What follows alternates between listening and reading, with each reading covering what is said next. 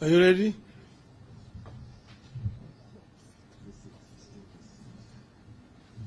You are ready?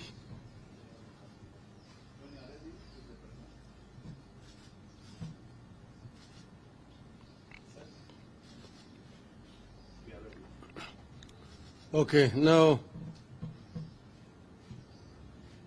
gentlemen of the media, this is Azimio's statement on Finance Bill 2023-2024. The Finance Bill prepared by the Kenya Kwanza regime, spelling out how they want to raise money in the 2023-2024 financial year, is a piece of punishment that Kenyans should be deeply concerned about. We are shocked that anybody living in Kenya and who understands and appreciates what Kenyans are going through can come up with the taxation proposals the bill is making. It is even more shocking that a regime that promised to lessen the burden of the so-called hustlers, Mama Mboga, watu wa mjengo, can turn its back so soon on the same people. The tsunami of taxes in that bill will bury everyone, especially the jobless youth and the poor struggling down at the bottom. The bill is a promissory note to strangle and suffocate the hustlers from whose necks Ruto promised to remove the rope. We wish to make it clear from the outset that as a party, we will try our best to ensure that this anti-people budget is not passed by the National Assembly. In the event that Kenya Kwanza uses its hired majority and passes the bill as it is, we want the people of Kenya to understand that it is Kenya Kwanza's bill. It is the Kenya Kwanza's budget. It will be a Kenya Kwanza strangling Kenyans. We will instruct our members of parliament to have nothing to do with it. The mischief is hidden everywhere across the bill, but we will highlight a few. 1, turnover tax. Currently, turnover tax, that is, tax based on sales, is applicable on sales worth 1 million Kenya shillings and above, and it stands at 1%. Now, Kenya Kwanza wants this tax applied on sales from as low as 500,000 Kenya shillings. The tax is being raised from 1% to 3%. The taxation will be pegged on gross sales, whether the seller makes profit or not. The biggest casualties here will be small, medium, and medium-sized businesses. Those businesses are the heart of the hustler nation. They are struggling. The same businesses are already being taxed by counties. Our stand is that this tax should remain at 1% and should be applicable on sales of 1 million shillings and above. 2, income tax adjustment. About 4 things currently stand out in a payslip of a typical employee in Kenya, whether in the public or private sector. There has been no pay increase in the last 5 or more years. At least a quarter, sometimes up to half of the salary, is consumed by taxes. Much of the salary is consumed by all sorts of loans. Much of the salary goes into the funding dead institutions like NSSF and NHIF which in the end do not serve the needs of the employee. Now, unilaterally, Kenya Kwanza wants to raise the taxes from the current 30% to 35% on those earning 500,000 shillings and above. Direct taxation as a means of raising money usually has unintended consequences. The shock will be felt down the chain. Typically, a single payslip supports entire villages and communities in Kenya. As Kenya Kwanza reduces availability of local disposable income, it is inadvertently reducing local demand for goods and services. It leads to more unemployment and more desperation. We will be instructing our members of parliament to post this bill's proposals. 3, housing fund. Unilaterally, Kenya Kwanza wants to deduct 3% of basic salaries to finance affordable housing scheme.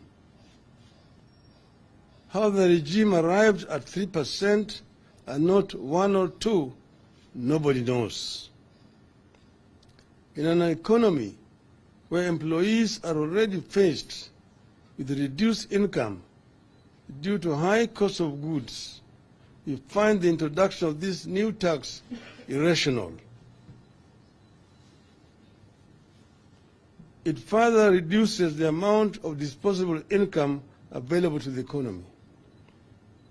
We find it curious that while not everyone is qualified for the proposed affordable housing regime, everyone is expected to pay. This is illegal borrowing. According to the bill, those who do not qualify for affordable houses will have their monies refunded or transferred to the beneficiaries after 7 years. There is no mention of interest accrued on the money. You're borrowing money without paying interest. It is not clear why an employee who does not need a house would have his or her money tied up in a housing scheme when he or she would wish to spend it on farming or just feeding the family. There's also no guarantee that the housing scheme will work where schemes like NSSF and NHIF have been crippled by corruption. We need a review. Attack on digital economy. After being attacked through turnover tax, the youth who have tried to find themselves jobs by using their creative talents in the digital space are being targeted through digital content monetization. From paying zero tax currently, a creative youth who creates a digital platform or content will now be required to pay 15% tax. As a country, we will be killing innovation and leaving our youth with too few options, if any. We will not support this proposal. 5, Tax Appeals Tribunal. A proposal is being made that in the event of a business or an individual who has a dispute with the Kenya Revenue Authority over tax owed, that individual or company will be required to deposit 20% of the disputed amount with the KRA before the matter can be heard by the Tax Appeals Tribunal. This is another aspect of illegal borrowing by the regime. It is open to abuse by rogue KRA officers. It will affect cash flow of companies. We oppose it. 6, taxation of reimbursements, that is per diem. Out of the blues, Kenya Kwanza wants to tax money paid to officers on duty at 30%. How then do those officers meet their expenses? Since when did reimbursements get to be treated as income? We find this requirement extremely punitive. We oppose it. We've known that this per diem was being paid by people to be spent to defray expenses wherever they are traveling. And those costs, the cost of living in those countries already been worked out by the government. If you are taxing it, you are therefore subjecting these officers to suffering wherever they travel. 7, taxing trade associations. After taxing traders, Kenya Kwanza want to follow them and tax their associations.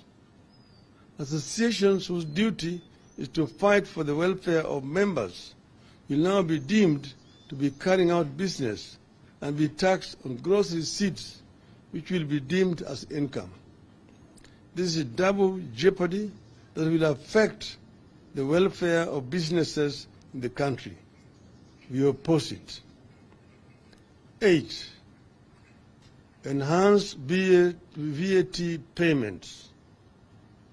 Buried in this bill are proposals to remove from zero rating to tax-exempt pharmaceutical products, agricultural pest products, and even fertilizers. Maize flour, cassava flour, and a number of other types of flours are being moved from zero rating. Transportation of sugarcane to factories will now attract VAT. The VAT measures proposed by the bill effectively raise the cost of medicines, healthcare, and food, including that of locally produced sugar. It goes against Kenya Kwanza's often stated pledge to subsidize production. We object. 9, enhanced excise duty on imported cement. Kenya Kwanza wants to raise duty on imported cement. It will be a signal for local producers to raise their prices. This will impact the local construction industry, which is currently the main driver for job creation in Kenya. 10, tax on beauty products. Kenya Kwanza wants to treat beauty as a luxury. Beauty products such as wigs, false beards, eyelashes, human hair, artificial nails, among others, will see their taxes rise from shillings 0.6 to shillings 25 per stamp, 2.5 per stamp. This is a 316% hike. Like digital economy, the beauty industry has become a major employer, particularly of our youth and women who have been unable to find work elsewhere. It is a home to hustlers. Now Kenya Kwanza is going after their earnings. We disagree. Ladies and gentlemen, Kenyans cannot be taxed to the bone just because of Kenya Kwanza's internal weaknesses. Rather than increase taxes, the regime must undertake the following. 1, an immediate stoppage of non-essential government expenditures, including the appointment of chief administrative officers. 2, reduction in size of government, excess cabinet secretaries, principal secretaries, directorates disguised as relief food distribution or fundraisers. It makes no sense at all for a Kenya Kwanza operative to spend 20 million shillings on a chopper to distribute 1 million worth of food. It makes no sense for a principal secretary to spend 10 million shillings on a chopper to deliver 200,000 shillings at a fundraiser. This madness must stop in the interest of austerity. 4, domestic and international travel, conferences, workshops, and training must be reduced, and they should be held in the offices. Those who are working in Nairobi should hold their meetings in Nairobi, including members of parliament. Parliament has got enough offices, a facility for members, committees to meet. There's no need to transport members of parliament to go and meet in Mombasa. The same thing applies to members of the county assembly. 5, freeze ministerial out-of-station allowances, ministerial house allowances, and domestic allowances for cabinet and principal secretaries. 6, end corruption and theft of public funds. Kenyans can't and won't tighten their belts any further. They have had enough. Their next available course of action is to force Kenya Kwanza to tighten its belt or force it out. End of the statement. Thank you.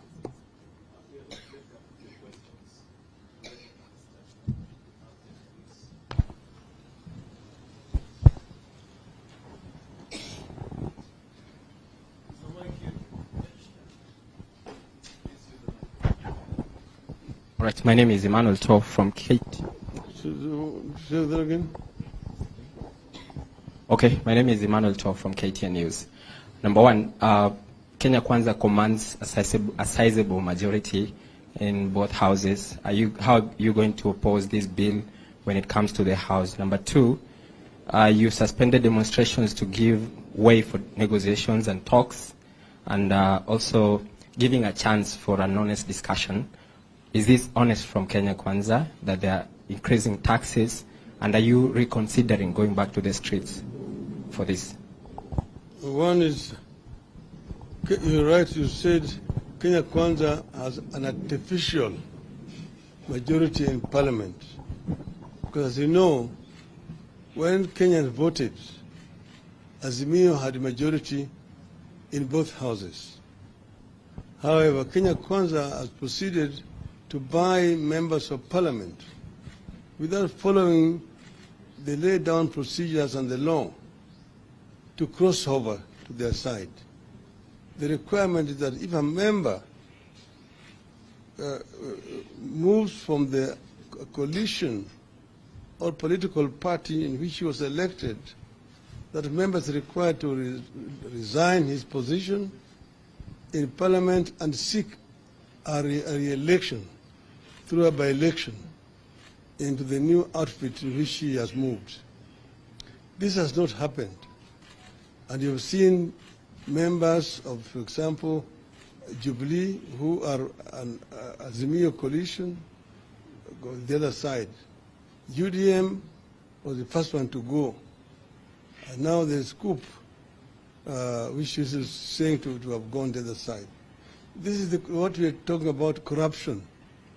Corruption in the political process, which is there. They are enjoying artificial majority in parliament.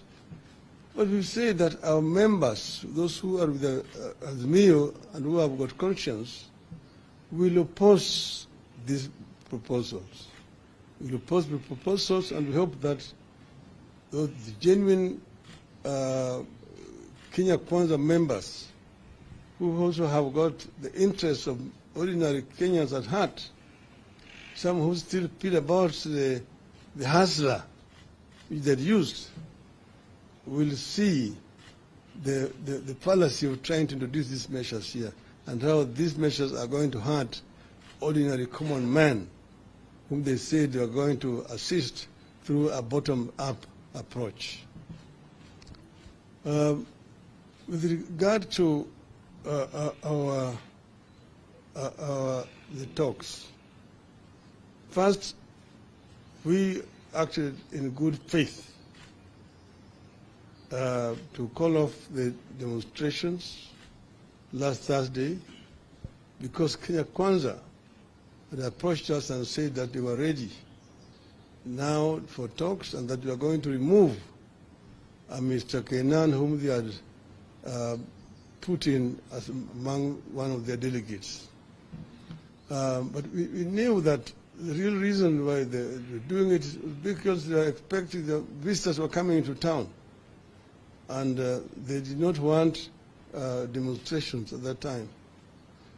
But we did act in good faith ourselves because they said they were serious.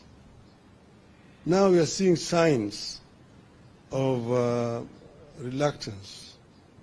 We're seeing signs of reluctance. Now all members of the other side are not available. They don't have a quorum to begin the discussions and so on. We have given them today and tomorrow. We have said that the talks must start in earnest on Wednesday. And if their delegation is not ready by Wednesday, we will treat that gentleman's agreement as cancelled. And we will then now explore other options available to us as Azimio. Do you have any question? My name is Joel Chacha from K24 TV, and the Kure Kimani-led Finance Committee has now invited the public for public participation and also submission of memorandum. That is the deadline is actually on 20th of May by 5 p.m. Are we likely to see also Azimio maybe submitting a memorandum on the same and as well urging its supporters to turn out and also participate in this particular process?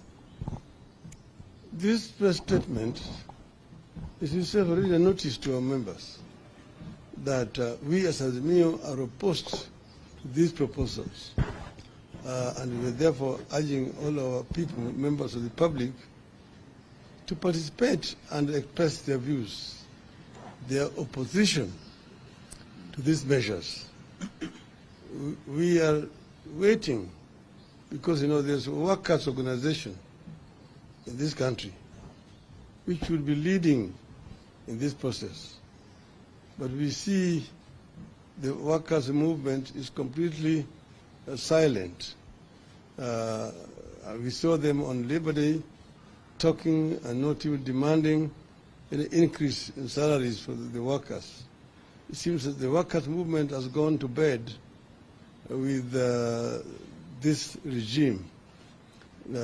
But we just want Kenyan workers to unite. We will continue to defend the right of Kenyan workers in the absence of an effective trade union movement that represents them. Thank you very much. Shortly, we shall be circulating copies of the statement to you. Thank you for coming.